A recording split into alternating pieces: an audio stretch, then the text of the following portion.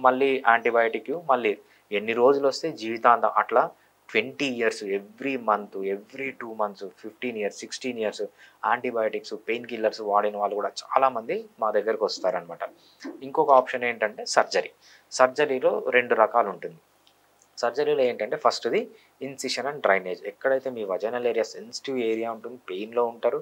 వీళ్ళేం చేస్తారంటే అక్కడ చిన్న ఘాటు పెట్టి లోపల పస్ అంతా తీసేస్తారనమాట. దీన్ని ఇన్సిషన్ అండ్ డ్రైనేజ్ అంటాం. ఇంకోటేంటంటే ఈ ఒక్కసారి ఇన్సిషన్ అండ్ డ్రైనేజ్ చేసిన తర్వాత మల్టిపుల్ టైమ్స్ వచ్చిందనుకోండి, మార్సుపిలైజేషన్ అంటామనమాట. మార్సుపిలైజేషన్ ఏంటంటే ఏదైతే ఈ గ్లాండ్ ఉందో, మనకు శనగ విత్తనం అంత గ్లాండ్ ఉంటుంది. దాన్ని కట్ చేసి దాన్ని అంచులు ఓపెన్ బయటికి పెట్టి కుట్టేస్తారనమాట. లోపల ఫ్లూయిడ్ అక్యుములేట్ కాకుండా. ఇదేమవుతుంది, ఫ్లూయిడ్ అనేది మీ వజైనల్ ఏరియాలోకి రాకుండా బయటికొచ్చేస్తుంది.